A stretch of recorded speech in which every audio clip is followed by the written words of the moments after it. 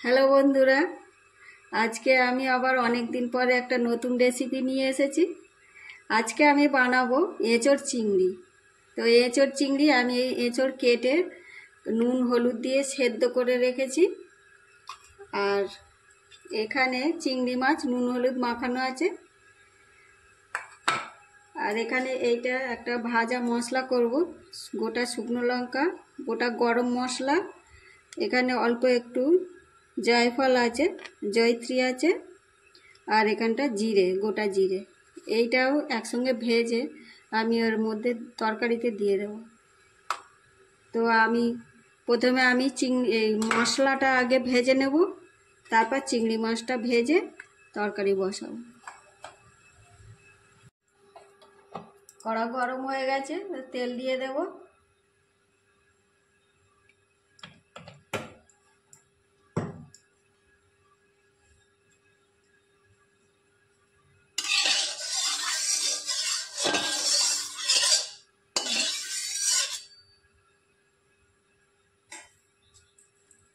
প্রথমে চিংড়ি মাছটা ভেজে নিচ্ছি।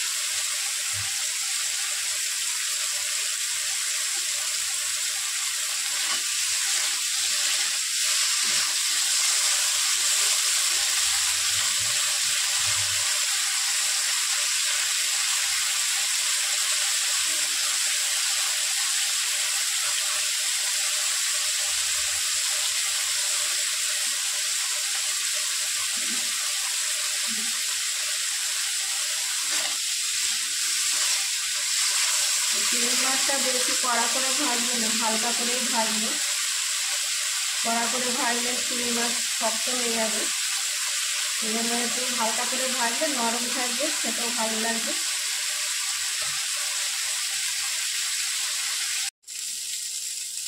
চিংড়ি মাছগুলো ভাজা হয়ে গেছে, এবার আমি তুলে নেব।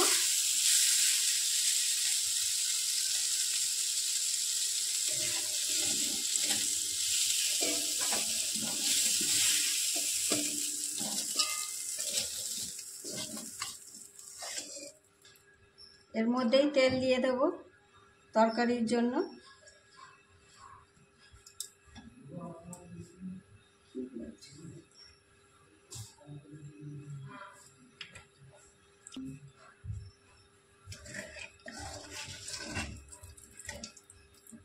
এসব রান্না করে একটু তেল বেশি লাগে, তাই আমি তেল বেশি করেই দিলাম।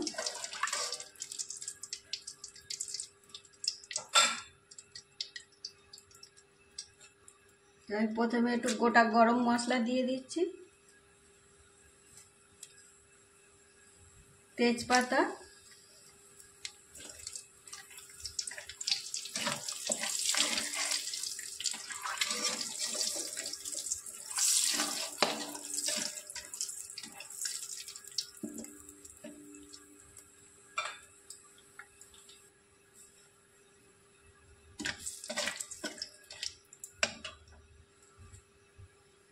পেঁয়াজ দেব।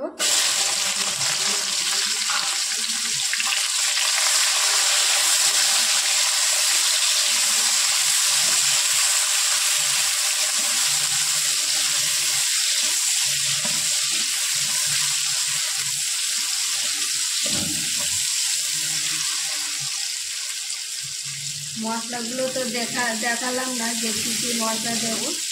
তো আপনারা পুরো ভিডিওটা দেখতে থাকুন, আমি কী কী মশলা দেবো সেটা দেখে নেবেন।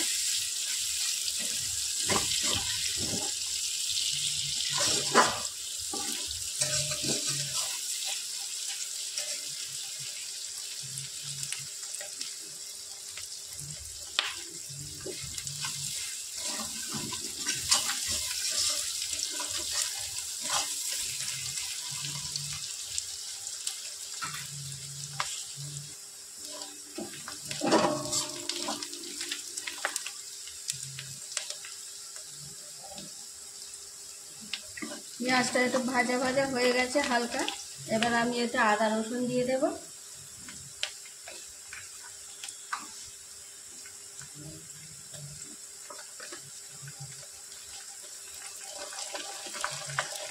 তিন চামচ আদা রসুন দিয়ে দিলাম।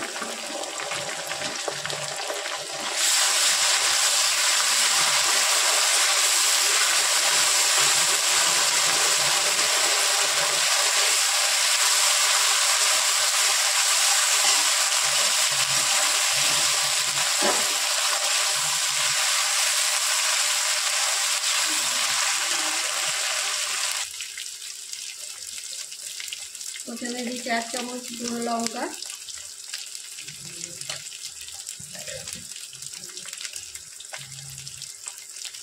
1.5 চামচের মতো হলুদ গুঁড়ো,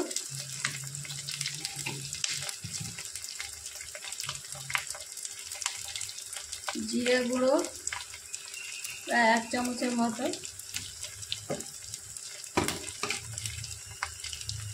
ধনে গুঁড়োটা একটু বেশি দেবো, 2 চামচ,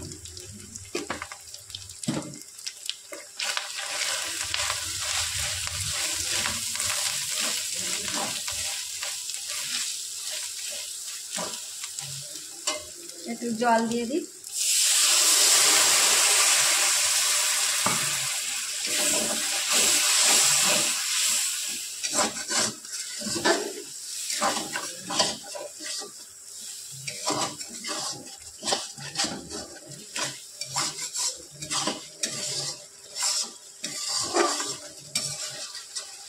এঁচোড়ের তরকারি করতে গেলে একটু তেল মশলা সবই বেশি বেশি লাগে।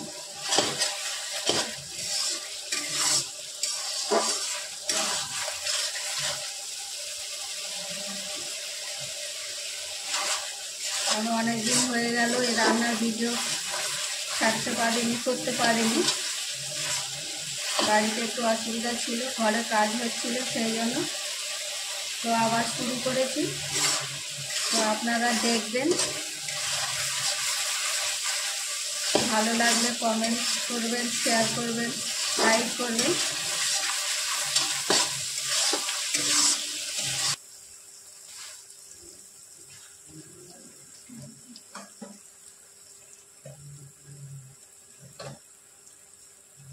এর মধ্যে অল্প করে লবণ দিয়ে দিচ্ছি, কেন এঁচোড়ে লবণ দেওয়া আছে, সেই জন্য বেশি দেব না।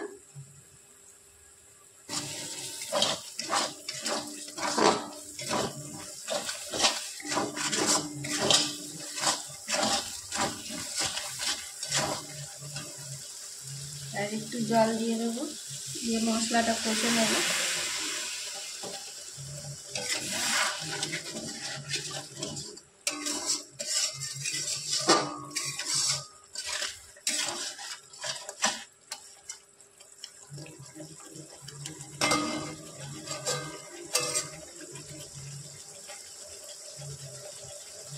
আর একটা মশলা দিতে বাকি আছে, সেটা হচ্ছে এই যে মিট মশলা।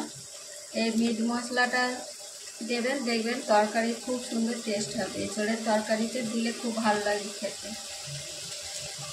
তো আপনারা যখন বানাবেন এই এভারেস্টে মিট মশলাটা অল্প করে দেবেন। এতে গুঁড়ো মানে ঝালটা বেশি, একটু গোলমরিচ ঝাল আছে, সেই জন্য ওই গুঁড়ো লঙ্কাটা কম করে দেবেন। আমি সেই জন্য 1 চামচই দিয়েছি, আর বেশি দিইনি। অল্প করে দিয়ে দিচ্ছি।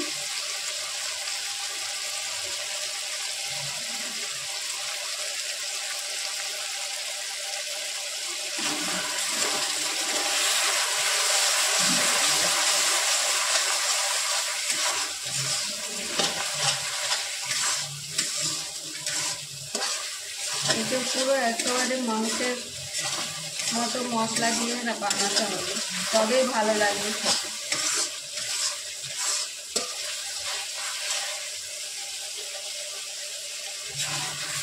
মশলাটা অনেকটা কষানো হয়ে গেছে। এবার আমি চিংড়ি মাছটা মশলার মধ্যে দিয়ে দেবো। চিংড়ি মাছটা এই মশলার মধ্যে দিয়ে একটু কষলে তরকারি আরও টেস্ট হবে।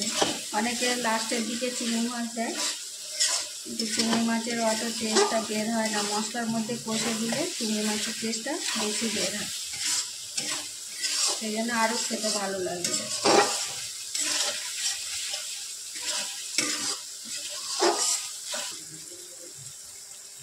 মশলা কষা হয়ে গেছে, এবার এঁচোড়টা আমি দিয়ে দেবো। এই যে এঁচোড়,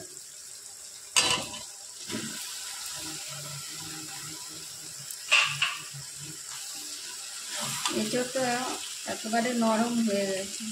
এই যে দেখছেন, বেশিক্ষণ লাগবে না হতে, এটা ভালো করে কষে নিলে মশলার মধ্যে হয়ে যাবে।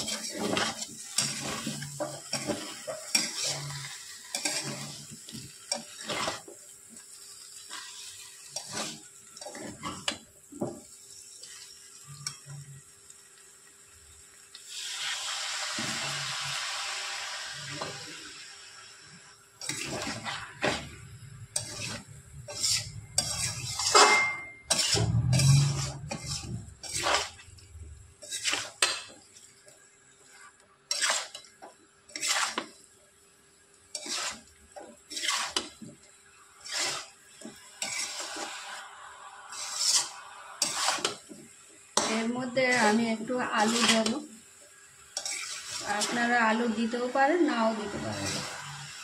যারা আলু পছন্দ করেন না দেবেন না, শুধু করবেন। আমি একটু আলু দেবো, সেই জন্য আমি আলু ভেজে রেখেছি, অল্প করেই দেবো,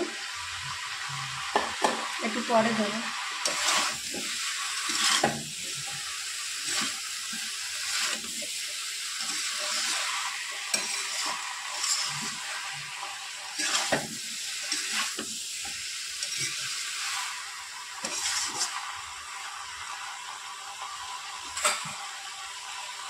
ঢাকা দিয়ে দিই।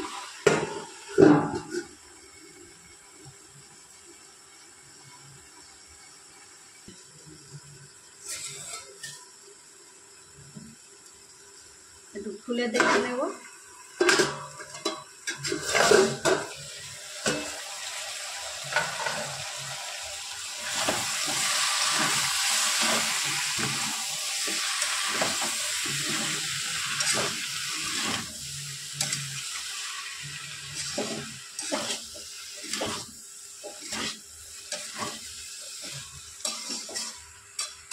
এবার ভাজা আলুগুলো দিয়ে দেবো।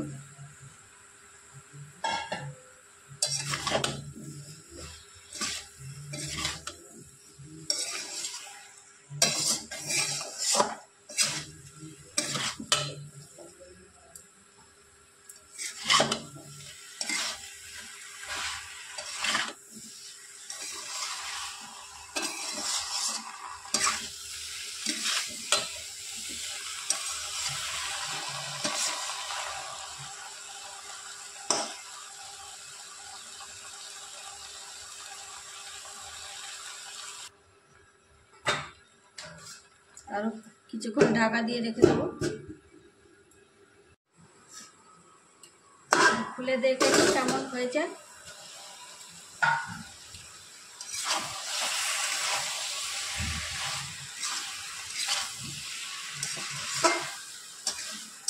কষানো হয়ে গেছে। এই যে ভাজা মশলাটা করে রেখেছিলাম, এটা অল্প এখন দিয়ে দেব, আর লাস্টে হয়ে গেলে তখন ওপর দিয়ে এটা অল্পটা ছড়িয়ে দেব।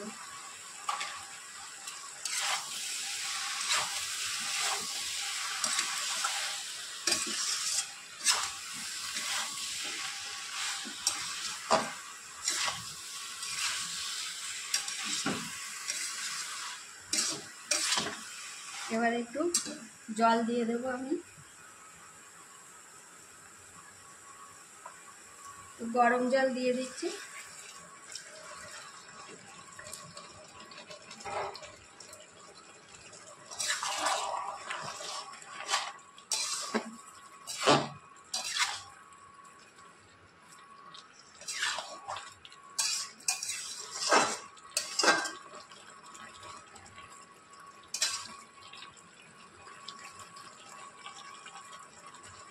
আর একটু দিই,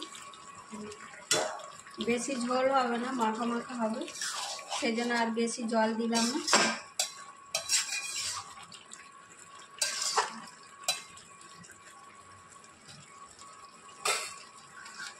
কিছুক্ষণ ঢাকা দেওয়া থাক।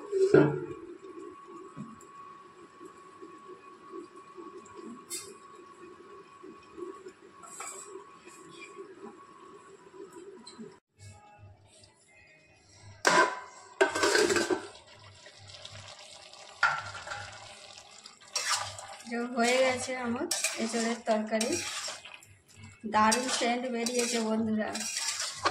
আপনারা বাড়িতে অবশ্যই এইভাবে করে খেয়ে দেখবেন, খুব ভালো লাগবে। আর ওই মিট মশলা আর এই ভাজা মশলাটা অবশ্যই দেবেন। তো এই ভাজা মশলাটা আমি ছড়িয়ে দিচ্ছি।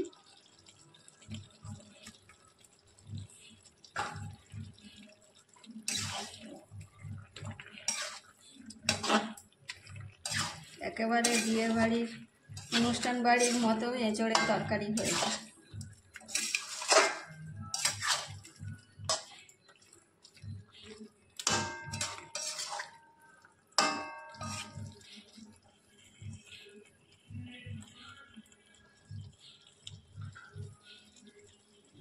হয়ে গেছে, এবার নামিয়ে নেব। তাহলে বন্ধুরা, এই হচ্ছে আমার এঁচড় চিংড়ির রেসিপি, একেবারে রেডি। তো ভিডিওটা যদি ভালো লেগে থাকে একটা লাইক করে দেবেন, শেয়ার করবেন, কমেন্ট করবেন, আর আমার চ্যানেলটিকে সাবস্ক্রাইব করবেন। আপনারা সবাই ভালো থাকবেন, সুস্থ থাকবেন। দেখা হচ্ছে আবার পরের ভিডিওতে।